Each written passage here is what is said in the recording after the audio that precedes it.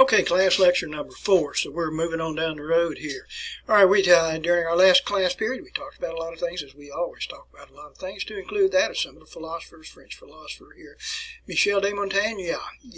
Que suis-je? What do I know? Très peu, you know very little. What may seem absolutely preposterous to one group of people is undeniably true to another group of people.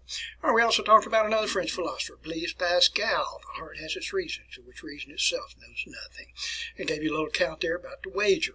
Mathematician, he developed the world's first calculating machine. All right, we also talked about Miguel de Cervantes, who was a Spanish writer with Don Quixote de la Mancha. All right, and William Shakespeare. I think we addressed that subject rather thoroughly. Kind of interesting to visit the town there, Stratford-upon-Avon, if you wish to do so. You got to do that if you're in England. It's not too far from Stonehenge, by the way, in Salisbury. But anyway, fun place to visit there. We talked about art, different types of art styles, mannerism, Baroque. No reason for us to really go through that again. I'll leave that up to your art appreciation instructor to do that. And we left that topic, and then we now went into an area which is called absolutism. I hope by now you're familiar with what absolutism is. Absolutism is almost like you're God. You have the powers to do anything without going to Parliament, without going to any church or to the Pope, to get authority to do so. And the person so closely identified with this was Louis XIV, King of France. A long period of time here, folks, and I hope you enjoyed the little documentary video that was on here. All right, we also mentioned about Louis XIV revoking the Edict of Nantes. That was in 1685, and I want you to know, how long did he give any person that was not Catholic to get out of France or to convert to Catholicism? And that was a fortnight. That was 2 weeks, by the way. And we moved over to Brandenburg, Prussia, and you got familiar with that of Frederick William, the Elector, the Great Elector. We'll talk about him again next time we're together, as a matter of fact, and a lot of other Frederick Williams along the way. And you'll get kind of irritated with me listening to about all of those. Maybe you won't. Some of them very interesting individuals. And we talk about the Habsburgs and several of the minor absolutist leaders associated with that, and particularly that with Leopold I. And we closed out the class period, and I was having to rush through this, and I did not like doing that, talking about Russia. Russia was one of my favorite places. I love to go to Russia. People there are very, very warm. I feel sorry for them and the type of government that they have, but nonetheless, that's what they just have to live with that anyway. But anyway, the individual associated with absolutism there is that of Peter the Great. And Peter the Great, by the way, and I know I was rushing through this toward the end of the class period, but Peter the Great engaged in war, Russia engaged in war with Sweden, and this was in 1709, and as a result of that, in the Battle of Poltava, as a result of that, Russia laid claim to the area of Sweden that was claimed by them, which is on the mainland. I know I'm kind of rambling around a little bit, but it's where Russia is present today here, folks. But it's up in the Baltics there, in an area which is called St. Petersburg. I think I mentioned that to you about St. Petersburg, named not for Peter the Great, but it was named for St. Peter. But this would provide Russia with a connection to the oceans there, to the Baltic Sea. All right, and so anyway, and like I said, they constructed St. Petersburg, and he had literally just uprooted just hundreds of thousands of Russian citizens and just shipped them off to that area. It's almost like slave labor, and just forced them to work there. Many thousands of people actually died constructing this beautiful city, and it would later become the capital of Russia. It is not the capital of Russia today. That is Moscow. All right, I want to share some likenesses with you. Let's go back to our camera here, and let me show you some things if I can get this. This is a typical view here of St. Petersburg as we recognize it today. It is a very, very marshy area there, so what they had to do was literally construct these, how shall I put this, canals, which just traverse through the city. The city of St. Petersburg is really no more than just a great number of islands there. You get from one side to the other by crossing a bridge, obviously. Always make sure if you're in St. Petersburg that you are back in your hotel by 10 o'clock at night, because at 10 o'clock the bridges go up. And if the bridges go up, then you're stuck on that side, of the canal, and you can't get to the other side of the canal until the following morning. But a very, very beautiful place there. As we move on down the road a little bit here, folks, and several more lectures, I'll show you some more photographs of St. Petersburg, and you will agree with me it is one of the most wonderful places, beautiful places in Europe.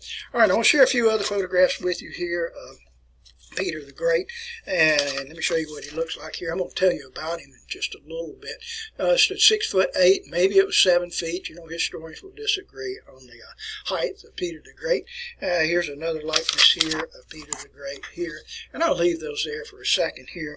And if you visit St. Petersburg, and right outside of the Hermitage is the Royal Palace there. And not today, it's a museum today, but you'll see this huge structure here. It's a statue to Peter the Great. And this was constructed during the reign, if you will, of Catherine the Great. We'll talk about her the next time we are together. This is one huge piece of rock, and it has a statue there of Peter the Great on this. And Catherine the Great, who was not even related to Peter the Great, was a huge admirer of him. And if you look at the backside of the rock there, you'll find that there's a huge snake, a long snake, that is almost like it is following along behind Peter the Great. Okay, Peter the Great had a number, Peter the Great had a number of castles. Here, this is one which is called the Peterhof. It's just extremely beautiful. You can take tours and go through there. You want to catch it at the right time, because the nearby river, and they've engineered this, the nearby river will actually make these geysers, these fountains, erupt at particular times during the day, and it's so fascinating to see that. I don't have a photograph here showing you the geysers, the fountains actually erupting at that time. Here's another one of the castles, palaces, if you will, Peter the Great. This is actually in Tallinn, Estonia. It's called Kadriorg Palace. Kadriorg Palace is one of the early palaces of Peter the Great. The Peterhof is better than that. Now, this is not one of Peter the Great's palaces. This is Catherine's palace. Not very far from it. It's actually in St. Petersburg, just a few miles outside of the town there. Here's another one here, which is, this is the Hermitage there. This is a ticket to it, by the way. And that statue I was telling you about, that Peter the Great had, was right over here on the other side. It's right next to it. It's sometimes referred to as the Winter Palace, with the Hermitage. Wonderful museum that is present there. And in fact, it is one of the world's best museums. I think I mentioned to you the other day that Peter had his own son literally murdered. This son, whose name was Alexis, and not Alexis the First. You'll see that on the documentary about Peter the Great. But Alexis had a girlfriend, and apparently she did not meet the approval in the eyes of Peter the Great, so he told Alexis, he said, dump the girl, get rid of the girl. And instead, the young son, Alexis, took off with the young lady, and I don't know where they were going, some other place in Europe. And Peter just made the announcement. He said, I want the boy back. He said, go get the boy. And sent out a search team for him, and sure enough, they found a couple there. And I don't know what happened to the girl, but they brought Peter's son back, Alexis back, and they tortured him. And by doing so, what they do is they remove a pint of blood, and they remove another pint of blood. I can't remember if I gave you that lecture or not, and finally just bled the boy to death there, So anyway, that was an unfortunate thing for the boy. But that's just the way that Peter was. He was a despotic ruler here. We'll go back and let you look at him here, folks, as I tell you some of the interesting things about him. Like I said, he's about 7 feet tall. He could bend coins in his bare fingers. He was always unwashed. He had filthy clothes, had terrible body odor. That's not uncharacteristic of Russians today, though, because they don't bathe themselves very well. You kind of get used to it, and it's better than it used to be. But Russians, by and large, have pretty foul body odor with them. He would personally behead rebels with his axe, and he'd take the heads, place the heads on pikes, and often birds would fly down and the decapitated individual and just feed on the eyes. He was an alcoholic. He loved to drink. He would mix vodka, wine, beer, and mead all into one drink, and then drink that, he and his associates there. On a trip to Antwerp today is in Belgium, Peter and a handful of his friends drank 269 bottles of wine on the house, by the way. He didn't bother to even offer to pay for it. He created a drinking club, which was known as the vastly extravagant, supremely absurd, omni-intoxicated Synod of Fools and Jesters. When the wife of his half-brother died at age 49, Peter personally dissected her to determine if the rumor was true that she was still in a virginal state. After seeing a tooth being pulled, a light went off in the mind of Peter, and he started carrying around a pair of pliers in his back pocket, and he became a dentist. And you can imagine this as he would pass the peasants in the streets there of St. Petersburg. It was, open up, let me look. And if he looked and saw a diseased tooth, a decayed tooth, an abscessed tooth, he would just yank it out right there on the streets itself. And a Museum of Curiosities. And this is a fascinating place here, folks. Museum of Curiosities. It had the private parts of a man, which had been preserved, a child with 2 heads, a 5-footed sheep, a deformed fetus, organs from a hermaphrodite, Siamese twins. And they had this all established in this museum. I'll show you where the museum is in just a few minutes here, folks. And nobody was interested. Nobody in St. Petersburg was interested in visiting there. So Peter started offering free admission and shots of vodka to anybody that would be willing to come in there. And so anyway, that was that. Okay, a Museum of Curiosities. All right, oops, I better not tell you about that one anyway. Let's see what else Peter was responsible for. He demanded instant sexual gratification from his wife's ladies-in-waiting, and by the way, there were over 400 of those, many of whom were pregnant by Peter, and their response was, "The Tsar did me the honor." When introduced to the niece of the Prussian King, Frederick William I, which we'll talk about later on, the Duchess of Mecklenburg, he immediately was infatuated with her and grabbed her up and took her into an adjacent room, stripped off her clothes, and had his way with her husband standing in the doorway observing the whole affair. Peter had many mistresses, but he fooled around on many mistresses, including his wife, but he would not tolerate them fooling around on him. And one of his mistresses was unfaithful to him. He took her out to have her beheaded. But before the execution could take place, he kissed her, then watched as her head was cut off. And as her head was cut off, he bent down and picked her head up, brought it up to his face, kissed her full on the lips, threw the head down into the mud puddle nearby, and went off and had a beer. He died of DTs and tertiary syphilis. And that's Peter the Great for you. Now, I told you I would show you here the Museum of Curiosities, and I'll show you here a map of St. Petersburg. Beautiful, beautiful place here. If we look over, let me get myself oriented because I'm working upside down here, folks. This is the Hermitage here. This is where the Winter Palace is. The statue I was telling you about of Peter the Great is right over here. Here's a victory column that's in the background there. At a later time, I'll tell you about that. And if you cross the Neva River, and here, this is the Neva River, which is right here, but across this bridge here, let me get my pointer in the right direction. But if you cross that bridge there and then go down in this direction right here, this is where the Museum of Curiosities is present there. I've been by that Museum of Curiosities on several occasions, but I've never had the inclination to pay the ticket price. You do have to pay a ticket price today, and go inside and see all those oddities that we have in there. Beautiful place there in St. Petersburg. Okay, folks, so let's move on a little bit. We'll go back to our document camera and see where we are. I think I've covered that on Russia fairly well. So let's go to England, talk a little bit about England. Now, the last time we addressed this topic, of course, we had Charles I beheaded, and then following this in the English Civil War, we had Oliver Cromwell, and Cromwell, who, of course, was the Lord Protector. All right, by 1660, it was time, and England was ready for this, time for the royalty to return. And you can't read this very well, and my pen just got a little bit too close together, but this is Charles II. Now, Charles II, Charles II, by the way, was the son of Charles I, so he knows exactly what happens to his dad. His reign will be 1660, 1685, and as he put it, I do not wish to resume my travels. I'll agree. I'll go by, I'll comply with the Magna Carta, I'll comply with the Petition of Right, just whatever makes you happy, just let me be the king, and I am not going to bother anybody. Some people refer to him, I think I've told you this before, as the enemy of virginity and chastity. He had no royal children, but he did have many unroyal children, if you understand what I'm talking about. that. All right, and by the way, Charles II was a Stuart. Now, in England at that time, and you even see this today too, we recognize two groups, and they're strongly associated with political groups too. One group, which were known as the Tories. The Tories were always supportive of the king, and we had another group which were called the Whigs. The Whigs, and just literally the name means, against the king, opposed to the king.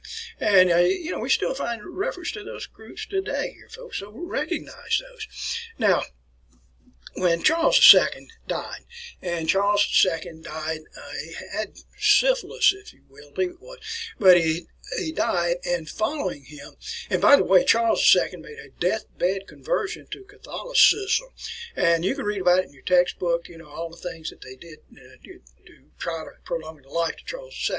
But when he died in 1685, he'd be followed by his brother. Now, his brother's James II. So you got to bear in mind here that James II and Charles II are brothers, but they are sons to Charles I. Charles I, who was beheaded. So both of those guys, Charles II and James II, James also known as James, Duke of York, they know what happened to their dad. And I'll tell you that England is largely Church of England or Anglican Church, but James II was openly Catholic, and he had converted to Catholicism in 1671. That is not a good recipe here, folks, when you have 98% of the English people that are Catholic, and we have the king, 98% that are Protestant, Anglican, and we have the king, with only 2% of the English population are actually Catholic. All right, now, James II had 2 daughters. Now, follow along carefully with this. He had one daughter, and this daughter was Mary. She was the older daughter, and Mary was Protestant. I put the P-R-O-T. She is Protestant here. Now, Mary is married to this individual here, William of Orange. Now, whenever you see the name Orange, associate that with the Dutch. It is associated with the Netherlands. Now, Mary is Protestant. William is Protestant. He's also known as William III of Orange. Now, James II also had another daughter, and this daughter's name is Anne. Anne is likewise Protestant. She is not as old as Mary, but she is Protestant.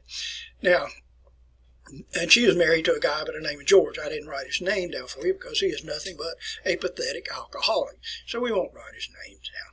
All right, now, if you think about this for a second, if something happens to James II, if he should die or whatever be deposed, then who becomes the new leader of England?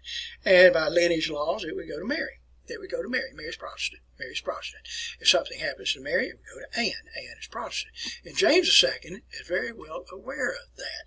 And he knows that if something happens to him, that a Protestant king or queen will replace him. Well, oddly enough, did I write it down for you right here? Strangely enough, a son appeared. And this is in the year about 1688. A son appears. Nobody was even aware that he was a father expecting to be, or that the wife was pregnant there. It was just suddenly a son appeared. And some people refer to this as the warming pan baby. And a chambermaid came in, and she just said, "Sire, here's your son." And James II said, "Well, that's a wonderful thing right there. I'll tell you what we'll do. We'll baptize him, christen him as Catholic." Now, my question to you is, have the rules changed? If something happens to James II, then who now replaces him? And what will take place is we get a Catholic son.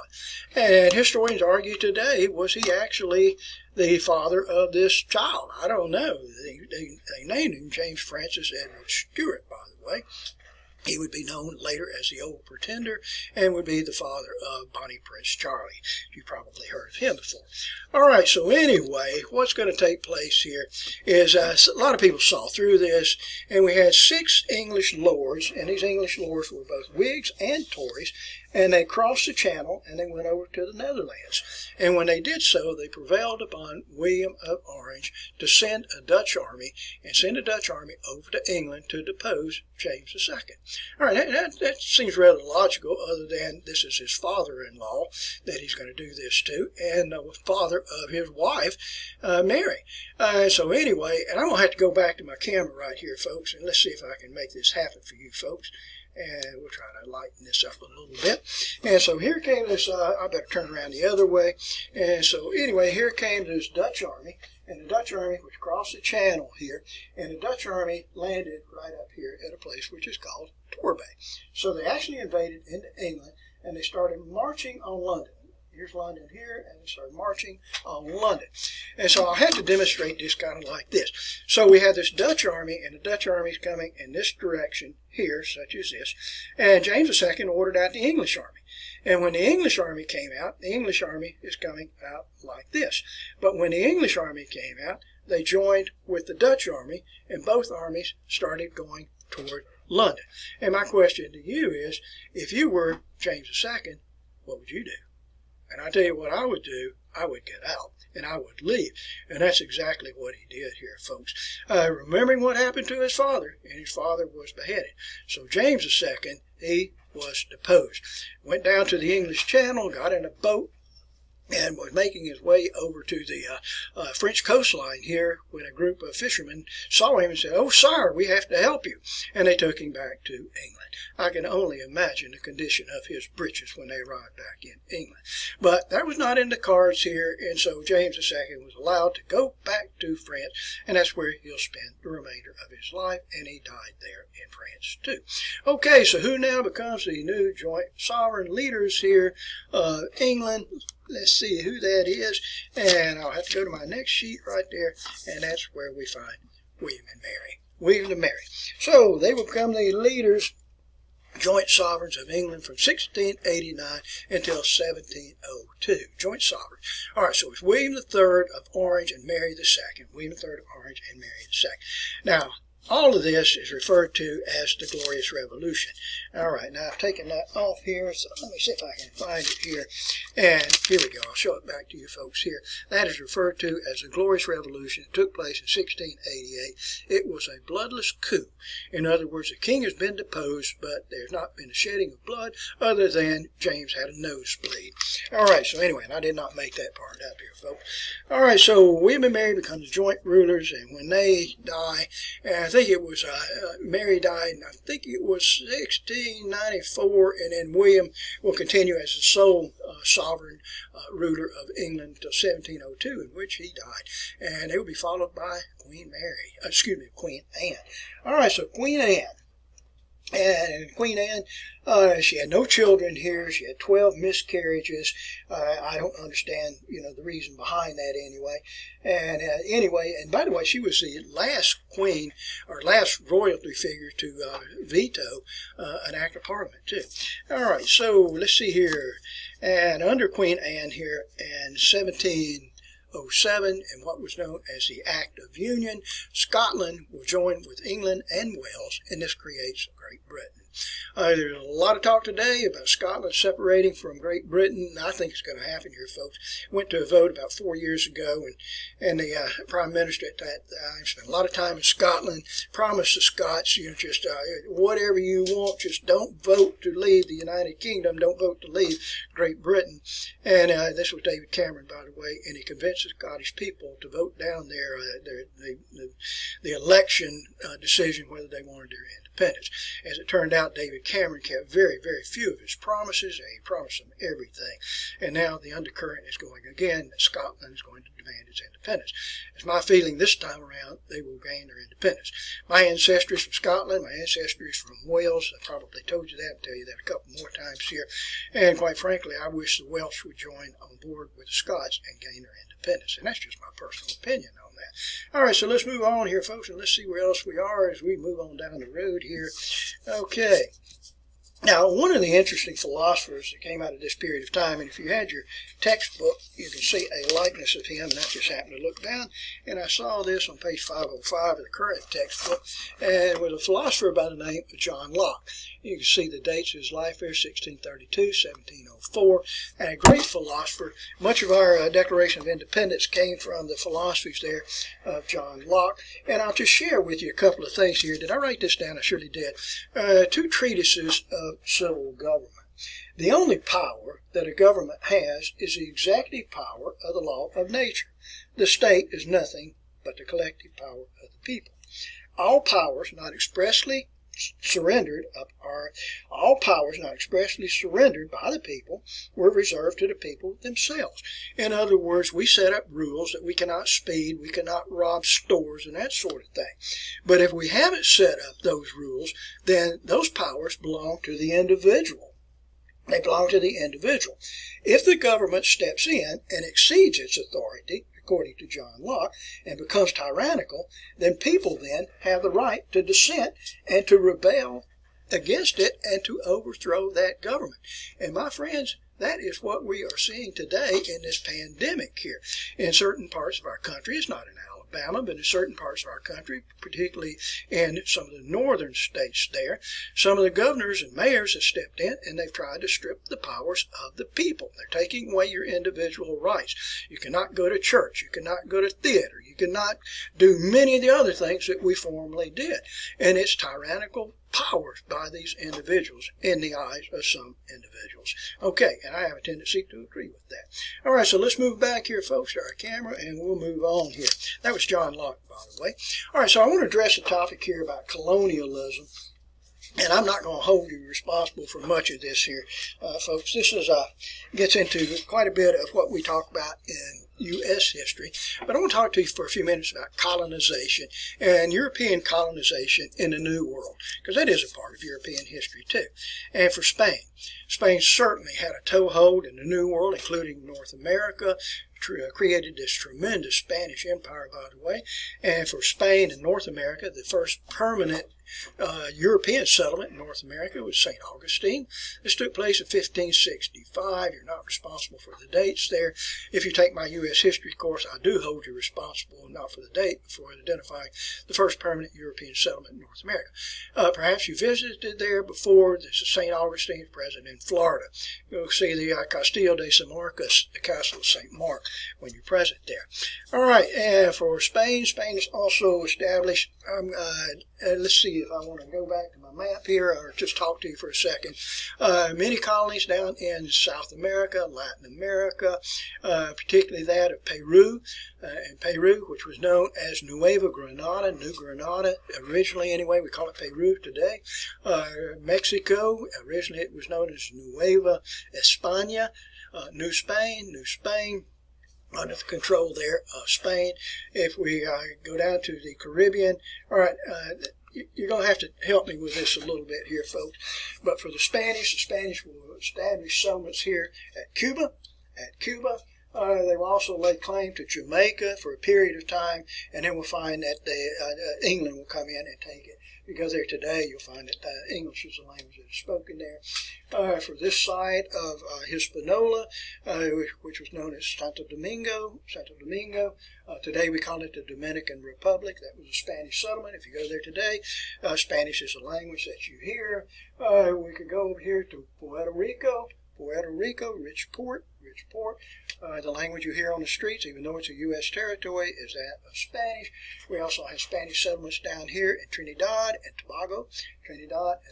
Those were all Spanish settlements. All right, we also have French settlements here. All right, so let's see what I have here for you, folks. And we have French settlements. I'll just show this to you like this. Particularly that of Quebec. I cannot show you Quebec on a map because the map does not address that anyway. Quebec, which is up on the St. Lawrence River, was founded by Samuel de Champlain in the year 1608. It's a beautiful, beautiful city. Makes me homesick just thinking about Quebec. I love it so much there. The language you hear on the streets there is that of French. Most people are bilingual, but you still hear French on the streets of Quebec. That's a statue there high above the St. Lawrence up in the old town here, my friends here, of Samuel de Champlain. All right, so moving right along, going back to my map here, we have French settlements over here, which was called Saint-Domingue.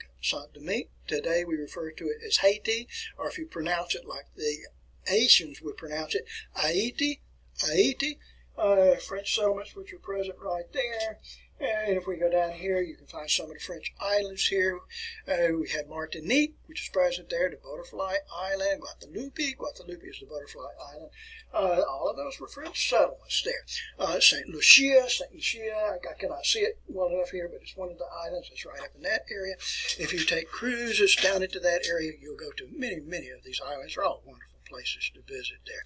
All right, let's see who else we had. The Dutch. All right, the Dutch had Henry Hudson. Henry Hudson, who was actually an Englishman, but Henry Hudson explored in 1609 the areas of where the Hudson River is today. In fact, the Hudson River is named for Henry Hudson, and laid claim for that area in New York for the Dutch. Later, the English would come in and take that back, take it away from the Dutch. Henry Hudson also made an attempt to find a Northwest Passage, and Hudson Bay is named for him. James Bay, that was a part of that same expedition here. And for the Dutch also laid claim to a number of the islands here that are right off the South America coastline. If you ever get a chance to visit these places, they're beautiful places to visit here. Over on this end here, we have Bonaire, Curacao, and Aruba. We call them the ABCs, all right. And that's Aruba, Bonaire, and Curacao. Fun places to visit there. Unfortunately, it had some bad history with it, with that young girl from Mountain Brook, Alabama, who went missing there, and undoubtedly she has been killed there too. Natalie Holloway was her name. All right, let's see who else we have here. And we have the English. And the English established settlements in North America. All right, and English created a settlement which was in 1685, which was 1585, by the way, which was known as the Lost Colony or Roanoke. You're probably familiar with that. Sir Walter Raleigh. It was a failed colony that's located in, we're in Roanoke, North Carolina today, not very far from where Kitty Hawk is located. And the first permanent English settlement in North America was out of Jamestown. It was established in May 13th. In 1607, by the way, and it's still present there today. That's an English settlement, and many, many other English settlements, at Plymouth and Boston, Massachusetts Bay Company there, and many, many other English settlements. If we go back to our Caribbean map here, we had English settlements here that eventually gained Jamaica here. If we go over here to the U.S. Virgin Islands here, where St. Thomas and St. John's and St. Croix are located there, they're all English. Down here in Barbados, which is present there, that is also an English-speaking country to this very day. It's still partially controlled by the Crown, if you will. We have other places here, Montserrat, going up into this area here, a place which is known as Nevis, St. Kitts, and all of those are English settlements. So anyway, that's kind of interesting with that, with the settlements over there in that part of the world. All right, so I want to go back to my camera here. Let's see if I tied all of this together, and I think I did. So we've addressed all of this here, folks, with the Netherlands. Let me get the light right for you good folks here. The Netherlands, Henry Hudson, I have no reason to rehash all of that. Okay, now in Spain, for the Spanish anyway, they recognize several cultural groups. And I put it here as societal groups here. When the Spanish went in, the Spanish very seldom brought women in with them. And so what the Spanish explorers would do, they would take the Native Americans as their wives. So what this produced mixed race cultures here. And so what we find here, in those areas, you have at the top level here in this caste system, so to speak, pure blood Spanish. And we also have in the middle here, and in the middle, these are mixed blood individuals. And then we have at the lowest level, and you still see this in some of these colonies today, some of these countries today, we have those that are primarily Native American. And you'll see this today, and it's prejudice there. For example, if you go to Costa Rica is 85% Spanish, and it's only 15% Native American. On the other hand, and when I'm talking about Native American, it's mostly Mayan Indians, by the way. If you go to nearby country, which is called Nicaragua is 30% Spanish. All right, and so you get prejudices to develop there. I can remember being in Costa Rica, and the tour guide told us, he said, well, here comes a bunch of Nicaraguans. And immediately my hand went up, and I said, how in the world do you tell a difference between a Nicaraguan and a Costa Rican? All you people look alike to me. And he looked at me in amazement, and he said, you can't tell? No, I can't tell. I can't tell one bit. And he starts talking about, well, you just take a look at the Nicaraguans. They have high eyebrows, and they have very gold-plated teeth, and various other characteristics. And I thought, well, how prejudiced you are with that. So anyway, and that's kind of crazy there with some of those Spanish-speaking countries from that area. All right, so let's move on here. Let's see what else we have. Now, I want to talk to you a little bit about slave trade. And slave trade, it was originated, honestly, here, folks, by the Portuguese. And the Portuguese, which established some of the settlements and trading posts off of the West African coastline there. But we're going to find some huge slave populations to emerge in Jamaica and in Barbados. In Barbados, you had about 500,000 African slaves. In Jamaica, about 200,000 African slaves. All right, and let me show you this now. When the slave trade first started, it started with the Portuguese, and later the Spanish would get involved with it, and then later the French and the Dutch, and finally the English would get involved in this Atlantic slave trade. And over the course of about 254 years, it is estimated that somewhere between 6 million and 11 million Africans were enslaved. And the ironic thing about it is that they were enslaved first by other Africans. One African village fighting another African village and defeats that village, and then those prisoners of war would be sold into bondage to the Portuguese or to the Spanish. It is estimated that 75,000 to 90,000 slaves were transported out of Africa on an annual basis. All right, and this is interesting. I want you to pay attention to me. 60% of those slaves were transported from Africa and were sent to Portuguese and Spanish colonies in the New World. And I'm talking about in South America or the Caribbean islands. 60% of the slaves were transported there. 30% of the slaves were transported to French and English colonies in the New World. And where I'm talking about is down in the Caribbean, primarily there. Today, when you visit those Caribbean countries that I talked to you about here, when you get off your cruise ship and you go into a place like St. Lucia, the only white people that you'll see there, no kidding here, my friends, are those people that just got off of the cruise ship. It is 99.9% individuals of African heritage that are in places like Dominican Republic and Haiti, St. Lucia, places such as that. Only 5% of the slaves were brought to North America from Africa. And that's not what your history teachers have taught you here, folks. We are taught in our history courses, in our country anyway, that 100% of the African slaves were carried to Georgia or carried to South Carolina, carried to North America. And that's just poor information, and that is bad information. 95% of the slaves went to the Caribbean countries there, South America, Latin American countries. Now, an interesting thing that's going to emerge out of this is what is referred to as a triangular trade. And I don't know if you can read my writing here, folks, but in the triangular trade, and we'll start up here at New England, in the triangular trade, we have rum and other goods are transported to Africa. And here they are sold, it is sold, traded, if you will, for slaves and gold dust. And then the slaves and gold dust are transported over to the West Indies. West Indies, I'm talking about the Caribbean islands there, where the slaves are used to manufacture sugar cane and also manufacture molasses. And sugar cane and molasses are transported back to New England, which are used to distill into rum. So it's a neat little triangle. It's much more complicated than what I said right there, but it's a neat little triangle which is sometimes referred to as the triangular trade. Okay, Atlantic slave trade ended in 1807.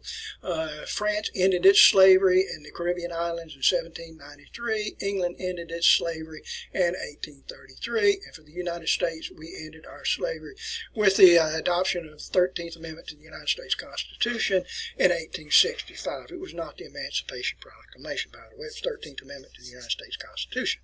All right, I want to talk to you a few minutes about this here, folks. Now, back in the times we're talking about, freedom is a privilege. Freedom is not a right. In our country, freedom is a right. But back in those times, if you were in Europe, freedom was a privilege. It is not a right. And what this meant is that if you had freedom, then this prevented you from having to do things that the common person was required to do.